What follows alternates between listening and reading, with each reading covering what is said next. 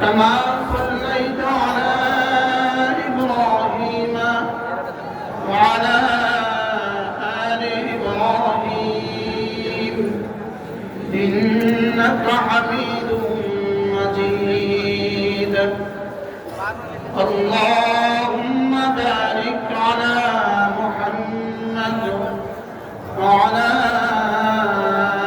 آل محمد كما باركت على إبراهيم وعلى آل إبراهيم إنك حميد مجيد أما بعد فأعوذ بالله من الشيطان الرجيم بسم الله الرحمن الرحيم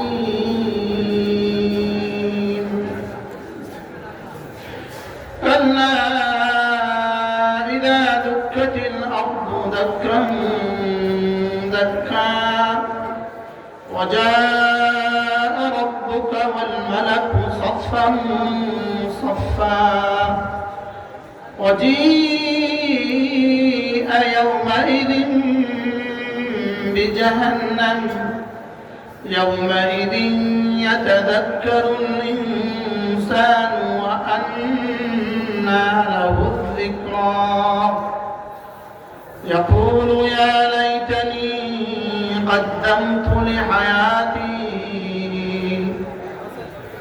فيومئذ لا يعذب عذابه أحد ولا يوثق وثاقه أحد يا أيتها النفس المطمئنة ارجعي إلى ربك راضية مرضية فادخلي في عبادي وادخلي جنتي صدق الله مولانا আজকে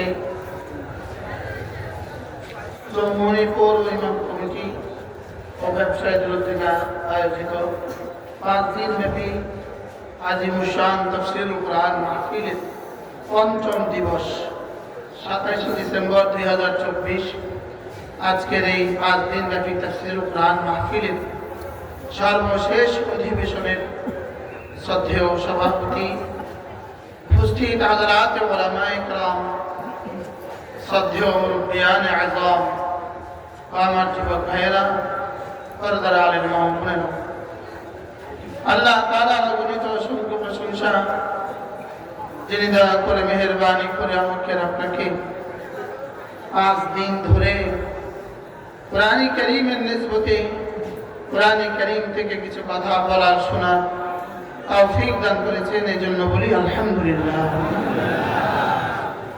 আর একটা মজার বিষয় হলো এতক্ষণ যিনি বয়ান করলেন বাংলাদেশের প্রখ্যাত মুফাসসির প্রখ্যাত আলেম দ্বীন হযরত মাওলানা ফরিদউদ্দীন আল মুবারক দামাত বারাকাতুহু আলিয়া তিনি আমার মোস্ট সিনিয়র,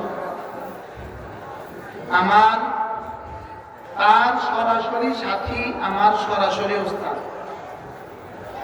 হুজুর নানুপুর থেকে দাওরা হাদিস পড়েছেন, হুজুরও নানুপুর থেকে দাওরা পড়েছেন, আমিও নানুপুর থেকে দাওরা পড়ছি।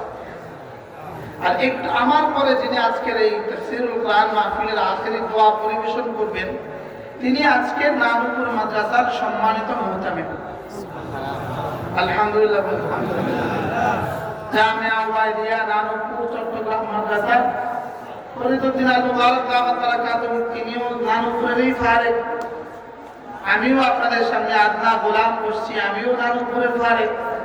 আমার পরে যিনি দোয়া করবেন তিনি নানুপুর মাদ্রাসার মুহতামিম। আমার হুজুর ইনশাআল্লাহ একটু পরেই চলে আসবে। হুজুর আসার আগ পর্যন্ত আমি আমার নিয়মিত গত 4 দিনের আজকের শেষ দিবসের আমার সূরার শেষ কথাগুলো, শেষ আয়াতে কারিমাগুলো আমি আপনাদের সামনে ইনশাআল্লাহ আল্লাহ তাআলা তৌফিক দিলে তুলে ধরবো ইনশাআল্লাহ। সূরাটার নাম ছিল সূরাতুল ফাজর। এই সূরাটার মধ্যে রব্বে কারীম প্রথমত 5টা কসম খেয়েছেন, এরপরে 4 জাতির পরিণতির কথা আল্লাহ তাআলা তুলে ধরেছেন, এরপরে আল্লাহ তাআলা তাদেরকে কিভাবে আযাব দিলেন সেটা তুলে ধরলেন, এরপরে সারা দুনিয়ার সমস্ত বেঈমানদের নেশা কি, বেঈমানরা করে কি, বেঈমানরা কি চায়, বেঈমানরা কি করে, আল্লাহ তাআলা এগুলো তুলে ধরলেন।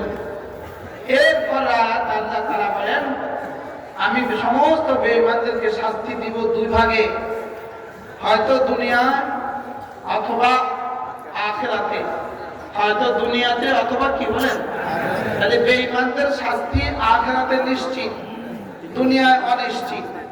দুনিয়ায় কি বলেন, বেঈমানদের শাস্তি দুনিয়ায় হইতেও পারে নাও হইতে পারে, লেকিন আখিরাতে নিশ্চিত।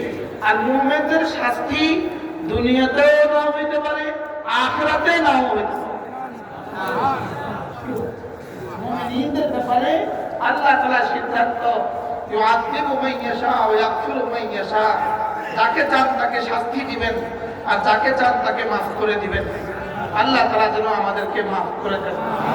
কোন মানুষ যদি উম্মতের জন্য মাফ চায়, আল্লাহুম্মা গফিরলি ওয়া লিল মুমিনিন, আমরা গতকালকেও বলেছি, কোন মানুষ যদি এই শব্দ দিয়ে দোয়া করে আল্লাহুম্মা গফিরলি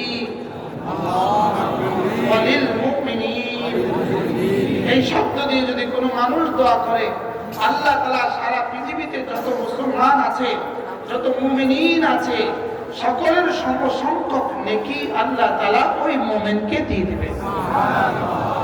যেন আবার বলেন আল্লাহুম্মা গফিরলি ওয়া লিল মুমিনিন, আল্লাহ আমাকেও মাফ ফরমা, সারা পৃথিবীর সমস্ত মুমিনিনদেরকে মাফ ফরমা। মাঝে মাঝে বলতে পারবো না ইনশাআল্লাহ, কি দিবে বলেন, সমস্ত মুমিন সমসংখ্যক, যত মুমিন ছিল, যত মুমিন আছে, যত মুমিন আসবে, সমস্ত মুমিনের সমসংখ্যক নেকি আল্লাহ তাআলা দিয়ে দিবেন। তাহলে মুমিনদের জন্য গুনাহ মাফ চাইলে নিজের লাভ, মুমিনের জন্য গুনাহ মাফ চাইলে কি নিজের লাভ। এজন্য আরেক হাদিসে রাসূল করিম সাল্লাল্লাহু তাআলা আলাইহি ওয়াসাল্লাম ইরশাদ করেন, কোন মানুষ যদি কোন মুসলিম ভাইয়ের জন্য দোয়া করে আলা যহরে আখিহি, তার ভাইয়ের পিঠ পেছনে, তার ভাইয়ের পেছনে যদি সে তার জন্য দোয়া করে, আল্লাহ তাআলা সঙ্গে সঙ্গে একজন ফেরেশতাকে নিযুক্ত করে দেন। ওই ফেরেশতা বলতে থাকে আল্লাহ যে দোয়া করেছে সে যা যা তার ভাইয়ের জন্য বলেছে তা তাকে দিয়ে দেন।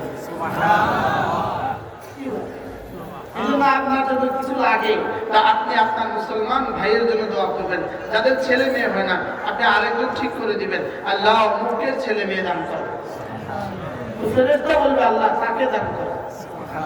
সুবহানাল্লাহ, আপনি বলবেন আল্লাহ অমুককে হেদায়েত দিয়ে দাও, আল্লাহ তা ফেরেশতা বলবে আল্লাহ তাকে হেদায়েত দিয়ে দাও।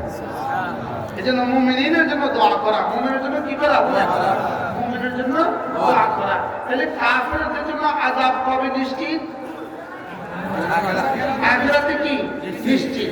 যদি কোনো মুসলমানের আকীদা যদি এমন হয় বেঈমান অমুসলিমও জান্নাতে যাবে, কোন মুসলমান যদি এই আকীদা পোষণ করে দুনিয়াতে অমুসলিমরাও জান্নাতে যাবে, তাহলে এই মুসলমানের ঈমান নাই।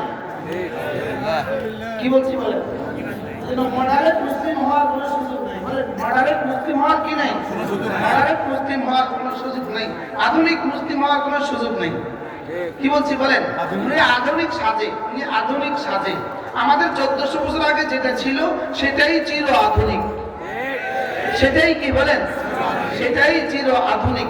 আমাদেরটাই আধুনিক, আমাদেরটাই কি আধুনিক। ইসলাম যা শিখিয়েছেন সেটাই চির সভ্যতা, সেটা কি বলেন, সেটাই চির সভ্যতা। এজন্য ইসলাম ছাড়া অন্য কিছু আল্লাহ তাআলার কাছে গ্রহণযোগ্য নয়। বলেন ইসলাম ছাড়া অন্য কিছু কি নয়, আল্লাহ তাআলার কাছে। এখন যদি পৃথিবী বিখ্যাত কোনো দার্শনিক উঠে আর তার যদি দর্শনার্থী, তার যদি প্রার্থী হয়, তার যদি কি বলে অনুসারী হয়, তার ফেসবুকের কি করে নাকি ফলোয়ার, ফেসবুকের ফলোয়ার যদি 10 কোটি হয়, আর তিনি যদি বলে দেন না ইসলাম ছাড়া অন্যরাও জান্নাতে যাবে, তাহলে বোঝা গেছে তার ইমানের সমস্যা আছে। আর ইমানে কি আছে? ইসলাম ছাড়া অন্য কিছু আল্লাহ তাআলার কাছে কি নয়, আল্লাহ তাআলার কাছে ইসলাম ছাড়া অন্য কিছু গ্রহণযোগ্য। হ্যাঁ, এজন্য ওয়ামাইয়া বিতাগি গায়রাল ইসলামে দীনা, যে ইসলাম ছাড়া অন্য কিছুকে দ্বীন মনে করবে, ফালা ইউকবালা মিনহু, রব্বুল আলামিন বলেন তার দ্বীন গ্রহণযোগ্য হবে না। তার দ্বীন গ্রহণযোগ্য কি হবে না। এজন্য ইসলাম ছিল আধুনিক, ইসলাম ছিল সভ্য। সুবহানাল্লাহ। ইসলামের প্রতিটা পয়েন্ট সভ্যতা। ইসলামের প্রতিটা পয়েন্ট কি? ইসলাম যেটাই শিখিয়েছেন সেটাই সুন্দর, ইসলাম যেটাই শিখিয়েছেন সেটাই মানবতা, ইসলাম যেটাই শিখিয়েছেন সেটাই হিউম্যানিটি, ইসলাম যেটাই শিখিয়েছেন সেটাই ভদ্রতা। শুধু ভদ্রতা না, চিরভদ্রতা। শুধু সভ্যতা না, চিরসভ্যতা। বলেন ইসলাম যেটা শিখিয়েছেন সেটা কি? বলেন ইসলাম ছাড়া অন্য কিছু বলেন গ্রহণযোগ্য হবে না। ইসলাম ছাড়া অন্য কিছু কি হবে না? মুসলমানদেরকে আল্লাহ তাআলা আযাব ও গুনাহের কারণে শাস্তি দিতেও পারেন, নাও পারেন। দুনিয়াতেও দিতে পারেন, আখিরাতেও দিতে পারেন। দুনিয়াতেও নাও দিতে পারেন, আখিরাতেও নাও দিতে পারেন। লেকিন বেঈমানের বেলায় আখিরাতের শাস্তি নিশ্চিত। আমি কি বুঝাতে পারছি? বলে বেঈমানের বেলা আখিরাতের শাস্তি কি? বলে বেঈমানের বেলা আখিরাতের শাস্তি নিশ্চিত। এজন্য দেখেন, আপনারা দেখে থাকবেন, বেঈমান যত বুড়ো হয় চেহারা তত অসুন্দর হয়। বাস্তব না বাস্তব? বেঈমান যত বুড়ো হয় চেহারা তত কি হয়?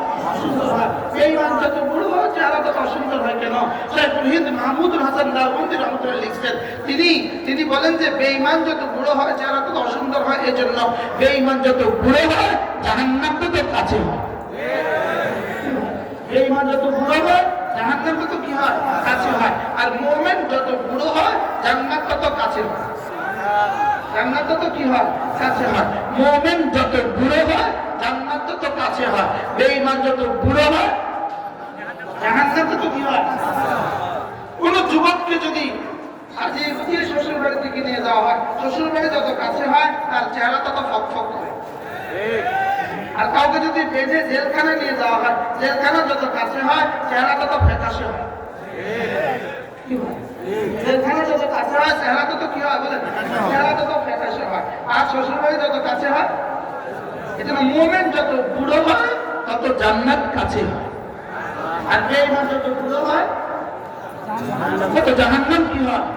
এজন্য 70 বছরের কোন বেঈমান নারী সুন্দরী পৃথিবীর কোথাও নাই। 70 বছরের 80 বছরের কোন বেঈমান নারী পৃথিবীর কোথাও নাই। কি ভাই বেঈমান নারী কি না? বলেন সুন্দর হইতেই পারে না।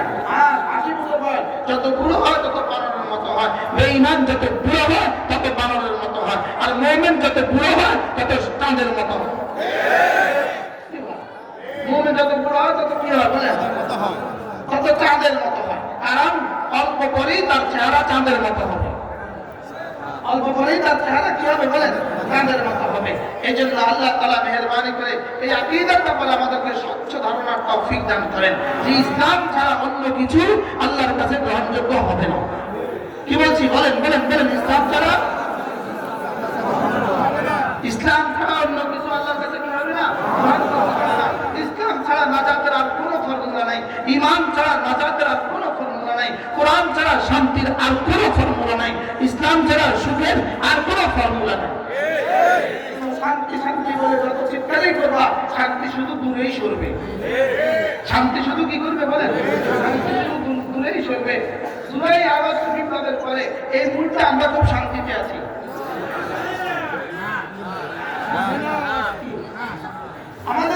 আমাদের সচিবালয়ে আগুন লাগলো কেন? সচিবালয়ে কি আগুন লাগার বিষয়? সচিবালয় কি আগুন লাগার বিষয়?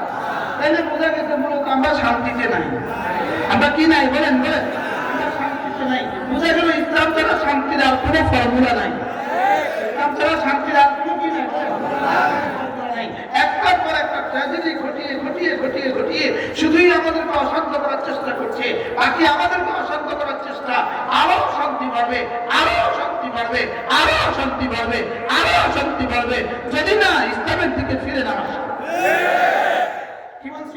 যদি না ইসলামের দিকে ফিরে না আসে, ইসলামের দিকে ফিরে না আসি। এজন্য শান্তির জন্য কি পরিমাণ মিছিল, গন্তি মার্কায় দিলে ভোট, শান্তি পাবে দেশের লোক। এই স্লোগান আছে না নাই? সামনে আরো হবে তো। স্লোগানটা কি হবে? আমি এমন একটা মার্কা নির্বাচন করছি যে মার্কা যেন কোনদিন কেউ না পায়, আর বলবো আমার মার্কার কি হয়? কমতি আছে, আমি বলছি কমতি। ওই কমতি মার্কায় দিলে ভোট, শান্তি পাবে দেশের লোক। তাহা মিথ্যে কথা। কি কথা বলেন? এটা কি ইসলামিক থিওরি না on Islamic theory? Islamic theory ছাড়া শান্তির আর কোনো কি নাই বলেন, ঠিক না? আমি একটা প্রকাশ শিখাই, ইমান আমল বানালে লোক শান্তি পাবে দেশের লোক। ইমান আমল বানালে লোক শান্তি পাবে দেশের লোক।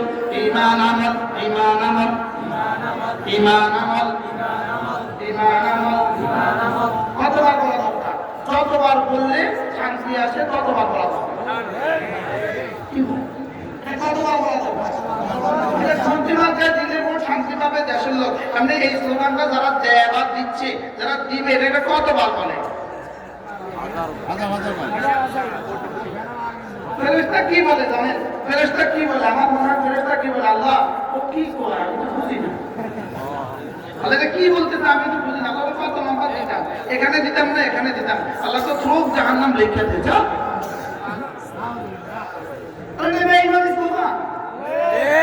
এগুলো কি কি স্লোগান বলে? এটা বেঈমানি স্লোগান। এটা কি স্লোগান বলে? না আবার বলে এটা কি স্লোগান বলে? বেঈমানি স্লোগান দিয়ে শান্তি কেমনে আসবে? কিয়ামত পর্যন্ত আসবে না।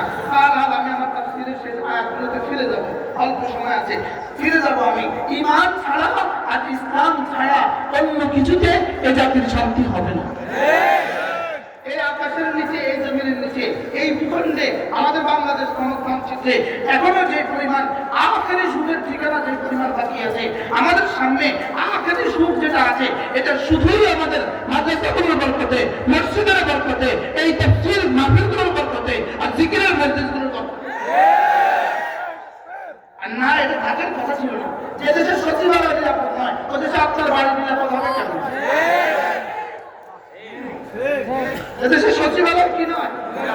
সচিবালয় নিরাপদ নয়। সচিবালয় ধ্বংস করে দেওয়া মানে পুরো জাতিকে ধ্বংস করে দেওয়া। সচিবালয় ধ্বংস করে দেওয়া মানে পুরো বাংলাদেশকে পুড়িয়ে ফেলা। এই জন্য আমরা তীব্র প্রতিবাদ জানাই। আমরা কি জানাই বলেন? তীব্র প্রতিবাদ জানাই। কুকুরকে যদি মুগুর না দেন, কুকুরকে যদি মুগুর না দেন, তাহলে এই কুকুর শেষ পর্যন্ত তোমাদেরকে কামড়িয়েই ছাড়বে। তোমরা আদর করছো, ওদেরকে রেখে রেখে আদর করছো। তোমরা ওদেরকে রেখে রেখে কি করছো বলেন? তোমরা ওদেরকে রেখে রেখে দুধ কলা দিয়ে পালছো। কি কলা দিয়ে পালছে বলেন? দুধ কলা দিয়ে পালছে। এই জন্য একবার একটা নামে কামড় দেয়, একবার এক এক নামে মরণ কামড় দেয়। কেন? কুকুরকে দুধ কলা দিয়ে, পাগলা কুকুরকে দুধ কলা দিয়ে পালতে হয় না, মুকুর দিতে হয় বলেন? আপনারা তো দুধ কলা দিয়ে পালছেন। বাস্তব না বাস্তব? আমাদের নিকুল আমার দ্বারা কাজম বলেন, আমরা আপনাদেরকে পরামর্শই দিতে পারবো, নেয়া না নেওয়ার দায়িত্ব আপনাদের। যদি ওদেরকে দুধ কলা দিয়ে না পালছেন, আজকে এমনটি হতো না। আজকে এমনটি কি হতো না। এজন্য আমরাও সচেতন থাকা দরকার, আমরাও ফিকিরে রাখা দরকার, আমরাও সচেতন থাকা দরকার। প্রতিটা মুসলমানের কলিজা একথা আসা দরকার, খুদা না খাস্তা যদি আমাদের পার্শ্ববর্তী মুশরিক সরকার, আমাদের পার্শ্ববর্তী যদি গরুর পেশাব পান করতে বলেরা, খুদা না খাস্তা আমাদের দিকে যদি চোখ তুলে তাকায়, আমরা প্রত্যেকটা মুসলমান আমাদের রক্তের শেষ বিন্দু দিয়া আমরা আমাদের দেশকে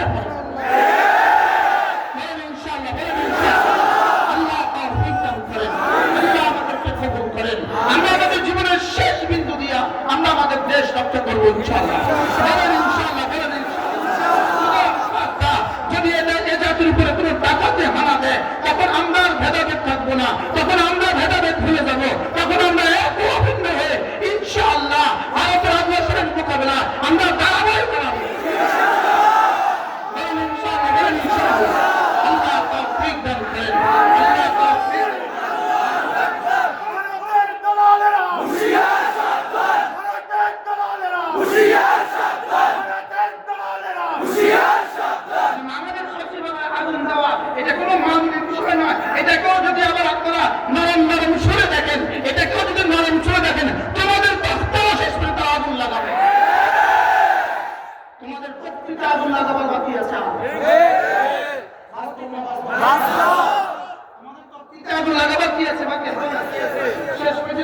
শেষ পর্যন্ত খোদা না খাস্তা তোমার ফতোয়ার মতো আগুন লাগায়। কি বলছি ফতোয়ার মধ্যে কি লাগাই দিবে? ফতোয়ার মধ্যে শেষ পর্যন্ত আগুন লাগাই দিবে যদি এটা শক্ত হাতে দমন করা না। আল্লাহ আমাদেরকে বুঝ দান করেন। কেন 4 জন জীবন্ত মানুষকে হত্যা করে ফেললো, এখনো তুমি একজন আসামিকে গ্রেফতার করতে পারো নাই। এটা কোন দেশ শাসন? এটাকে কোন দেশ বলে? এটাকে কোন দেশ বলে? এখন শত মানুষকে আহত করে ফেললো। 17 তারিখ থেকে আজকে 27 তারিখ পর্যন্ত 5টা দিন চলে গেল, এখনো একাধিক গুন্ডাগুলোকে গ্রেফতার করা হয় নাই। এটা কোন দেশ? এটা কোন দেশ? এটা কোন তামাশা? এটা কোন তামাশা? ইসলাম একজন মুসলমানকে হত্যা করেছে, সেখানে তোমরা 1 কোটি টাকা বরাদ্দ দিতে পেরেছ। এখানে পাবলিকের সাথীরা 4 জন মুসলমান শাহাদাত বরণ করেছে, এখানে কেন তোমাদের মুক্তিতে কথা বলতে হয় নাই? বিষয়টা কোথায়? বিষয়টা আমাদেরকে ভাবিয়ে তুলছে। এজন্য ইনশাআল্লাহ আমরা সজাগ থাকবো। ইনশাআল্লাহ বলেন ইনশাআল্লাহ। আমাদেরকে হেফাজত করেন, আমার জাতিকে আল্লাহ তাআলা হেফাজত করেন। ইসলাম ছাড়া অন্য কিছু এদেশে হবে না। ইসলাম ছাড়া অন্য কিছু ইনশাআল্লাহ, ইসলাম ছাড়া অন্য কিছু এদেশে হবে না। এখানে অন্য কিছু হবে না, এটাতে অন্য কিছু খাবে না। বলেন ইনশাআল্লাহ, বলেন ইনশাআল্লাহ। কথা আমার দূর চলে গেছে। ঈমান আর ইসলাম ছাড়া অন্য কিছু আল্লাহর কাছে যেমন গ্রহণযোগ্য নয়, দুনিয়ার কাছেও শান্তির ঠিকানা বলতে কোনো শব্দ নাই। যতটুকু শান্তি এদেশে আমাদের কাছে আছে, এতটুকু শুধুই এদেশে মসজিদ মাদ্রাসাগুলো বরকতে আছে। এদেশের সচিবালয় নিরাপদ নয়। আপনার বাড়ি কিভাবে নিরাপদ? আপনার বাড়ি কিভাবে নিরাপদ? আপনার দোকান কিভাবে নিরাপদ? এই নিরাপত্তার শেষটুকু আছে এই মাহফিলগুলো আছে বলে, জিকির আছে বলে, দাওয়াত আছে বলে, মসজিদ আছে বলে, মাদ্রাসা আছে। অন্যথায় আর কোনো ঠিকানা নাই। বাস্তব না বাস্তব? সচিবালয়ে আগুন লাগে কেন? সচিবালয়ে আগুন লাগে কেন? হ্যাঁ, আলাদা আলাদা লাগে কেন? সচিবালয়ে আগুন লাগে কেন? এটা আবার সচিবালয়ে আবার আগুন লাগে। আল্লাহ আমাদেরকে হেফাজত করেন। আবার দূর চলে গেল, অর্থাৎ আমি তাই নিয়ে যেতে পারছি না। আমি কি করছি? কাল্লা ইযা দুক্কাতিল আরদু দাক্কান দাক্কা ওয়া জাআ রাব্বুকা ওয়াল মালাকু সাফফান সাফফা وجيء يومئذ بجهنم يومئذ يتذكر الإنسان وأنى له الذكرى। রব্বুল আলামিন বলেন, এই বেঈমানদেরকে সেদিন শাস্তি দেওয়া হবে, এই বেঈমানদেরকে সেদিন শাস্তি দেওয়া হবে যেদিন জমিনকে টুকরো টুকরো করে ফেলা হবে। যেদিন জমিনকে কি করে ফেলা হবে? করে ফেলা হবে। পাহাড়গুলোকে টুকরো টুকরো করে ফেলা হবে। জমিনে আর কোনো উঁচু নিচু আর থাকবে না। পৃথিবীতে কোনো পাহাড় থাকবে না। পৃথিবীতে কোনো নদ নালা, নদী আর সাগর আর মহাসাগর থাকবে না। সব সমান হয়ে যাবে। রব্বুল আলামিন বলেন, সেদিনের দৃশ্য শুনো। ওয়াজা রাব্বুকা ওয়াল মালাকু সাফফান সাফফা। তোমার রব সেদিন তার নিজের আসনে আসীন হবেন। সুবহানাল্লাহ। ওয়াজা তোমার রব আসবেন, তোমার রব আসবেন, লেকিন রব্বে কারীম আসবেন কিভাবে এটা মুফাসসিরিন জানে না। বলে না, এটা মুতাশাবিহাতের অন্তর্ভুক্ত, এটা আমাদের জানা নাই। রব কেমনে আসবেন শুধু আমরা এতটুকু বলবো, ময়দানে মাহশরে রব্বে কারীম রব্বুল আলামিন আহকামুল হাকিমিন নিজের দরবারে আসীন হবেন। সুবহানাল্লাহ। কি হবে? ফেরেশতারা কোটি কোটি ফেরেশতা রব্বে কারীমের সামনে সব সিধা করে দাঁড়াবে। সব সিধা করে কি করবে? দাঁড়াবে। আর কি করবে? ওয়াজিআ ইয়াউমাইদিন বিজাহান্নাম। সেদিন জাহান্নামকে টেনে টেনে জাহান্নামকে ময়দানে মাহশরে নিয়ে আসা হবে। মানুষের চোখের সামনে তুলে ধরা হবে। জাহান্নামকে মানুষের চোখের সামনে তুলে ধরা হবে। মুমিনিনও জাহান্নাম দেখতে থাকবে, মুমিনিনও জাহান্নাম দেখতে থাকবে, নবীরাও জাহান্নাম দেখতে থাকবে, মুত্তাকিরাও জাহান্নাম দেখতে থাকবে, আর কাফেররাও জাহান্নাম দেখতে থাকবে। তবে রব্বে কারীম তার আউলিয়ায়ে মুকাররমিনদেরকে এবং মুমিনিনদেরকে রব্বে কারীম ধীরে ধীরে এই জাহান্নামের ভয় তার কলিজা থেকে সরায় দিবে। সুবহানাল্লাহ। লা খাউফুন আলাইহিম ওয়ালা হুম ইয়াহজানুন। সামনে তো জাহান্নাম হবে, লেকিন রব্বে কারীম মুমিনের দিলগুলোকে ভয় প্রুফ করে দিবেন। সুবহানাল্লাহ। কি প্রুফ করে দিবেন? ভয় প্রুফ করে দিবেন। মুমিনিন সেদিন আর ভয় পাবে না। সুবহানাল্লাহ বলে। প্রশ্ন, শুধু মুমিন দুনিয়াতে ভয় পায় না, ভয় পায় কেন? মুমিন দুনিয়াতে আপনারা তো ভয় পান কেন? দুনিয়াতে ভয় পাবো, এই দুনিয়াতে ভয় পাবো না এটা রব বলেন নাই, আখিরাতে ভয় পাবে না এটা রব বলেছেন। সুবহানাল্লাহ। তাহলে মুমিন দুনিয়াতে কিছু কি হইতে পারে? ভয় পাইতে পারে। এই জন্য আমাদেরকে ভয় দেখাবো তোমরা কতদিন? ওরা আমাদেরকে ভয় দেখিয়েছে, ভয় দেখাইছো তোমরা কতদিন? গদি আছে যতদিন। আমরা ভয়হীন থাকবো কতদিন? আর শাহজিমের মালিক আছে যতদিন। কি পরিমাণ ভয় দেখিয়েছে আমাদেরকে জীবনে? কতদিন দেখাচ্ছে ভয়? গদি আছে। আমাদেরকে ভয় দেখাবো কতদিন? গদি আছে যতদিন। আর আমরা ভয়হীন হবো কতদিন? সুবহানাল্লাহ। আল্লাহ আছেন যতদিন। এজন্য মুমিনিন মৃত্যুর সঙ্গে সঙ্গে মওতের আগেই এলান হবে, আল্লাহ তাখাফু ওয়ালা তাহজানু ওয়া আবশিরু বিল জান্নাতি আল্লাতী কুনতুম তুআদুন। তোমরা যারা আমাকে রব বলেছো, আমাকে মসজিদে রব বলেছো, 352 বার আমাকে রব বলেছো, মসজিদের বাইরে এসে সুম্মা তাকামু, এবার রবের উপরে তুমি ইস্তেকামতের সাথে ছিলা। মসজিদের মুখে বলেছো রব, দোকানে এসে কাজে বলেছো রব। সুবহানাল্লাহ বলে। মসজিদে মুখে বলেছো কি রব, আর রাস্তায় এসে কাজে বলেছো রব। ভিন নারী দেখার সঙ্গে সঙ্গে চোখ নিচু করেছো, কাজে বলেছো রব। আর মাপার সময় মাপা দোকানে মাপার সময় ঠিক ঠিক মাপ খেতেছো, তুমি কাজে বলেছো রব।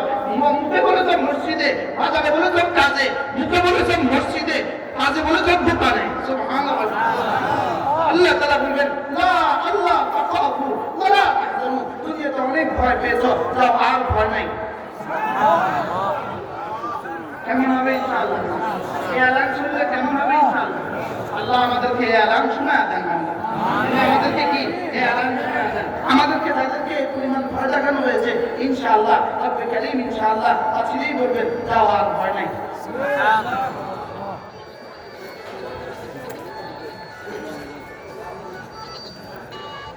وجاء ربك والملك صفا صفا وجيء يومئذ بجهنم يومئذ يتذكر الإنسان وأنى له الذكرى।